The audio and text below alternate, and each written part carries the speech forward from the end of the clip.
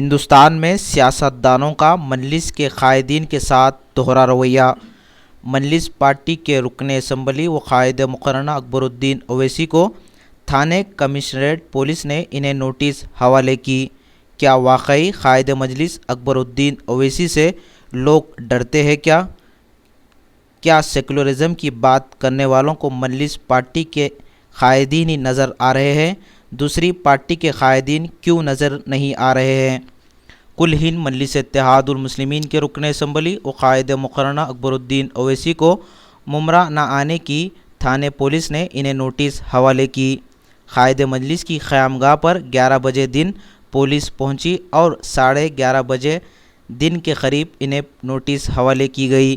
Police کی notice میں بتایا گیا کہ قائد مجلس اکبر الدین اویسی اگر ممرہ پہنچتے ہیں تو پولیس کو لا اینڈ آرڈر کا مسئلہ ہو سکتا ہے، اس لیے تھانے پولیس نے انہیں نوٹس حوالے کی۔ رکن اسمبلی و قائد مقررہ اکبر الدین اویسی نے شدید احتجاج کرتے ہوئے جوابی تحریر میں انہوں نے بتایا کہ سب کو آزادی ہے اپنے خیالات کا اظہار کرنے کی، اور میں بھی ہندوستان کا شہری ہوں۔ واضح ہے کہ کچھ دنوں پہلے بھی صدر مجلس بیرسٹر اسد الدین اویسی کو بھی مالیگاؤں میں پولیس نے روک دیا تھا۔ مجلس کے قائدین کے ساتھ دوہرا رویہ کیا جا رہا ہے؟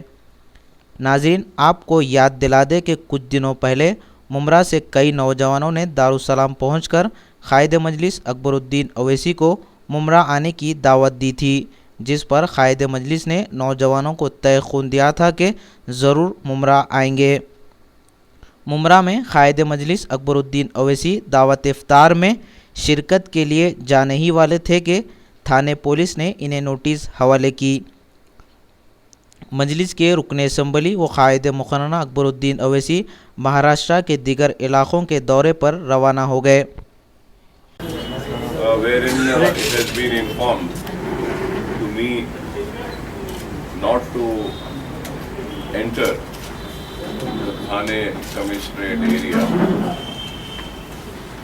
and I'm really surprised and to see the notice and the order which has been served to me, which I will read out to you.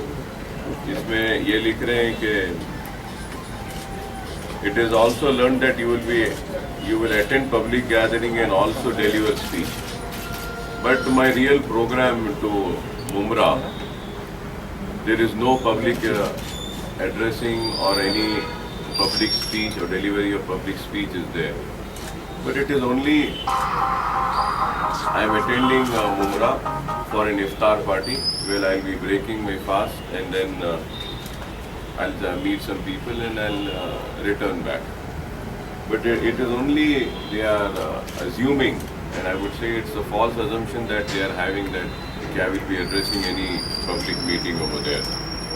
And also they have mentioned that in past of my provocative speeches, law and order problem has been created between Hindus and Muslim communities. And they are mentioning about some cases and which say that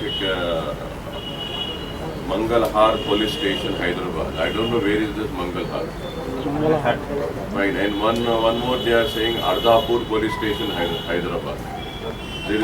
There is no Ardhapur in Hyderabad as per my knowledge. And I don't know if you all also have any knowledge of Ardhapur. Ardhapur is there in Maharashtra. Maharashtra, but they've written here. So I'm really surprised. You can see how the police functions and how they work. They just issue notices, and if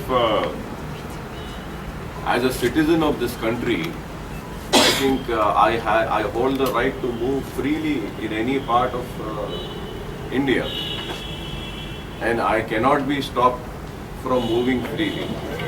If I am addressing any public meeting or public gathering, there is a rules framed for that where we are supposed to apply for a permission and get a permission from the police.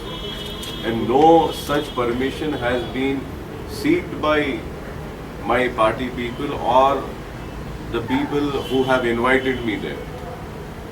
So there is no question of me addressing any public meeting over there. I am just going there to break fast and just to meet people, So I cannot be stopped. I hold this fundamental right under the Constitution of India, where I have the right to speech and also I have the right to have a free movement in any part of this country. But it is very sad, so I can imagine a public representative who has been elected to the Legislative Assembly for 4 times is being denied to move in this country. So I could imagine the state of the Mumra Muslims over there under this Congress government which is there in Maharashtra.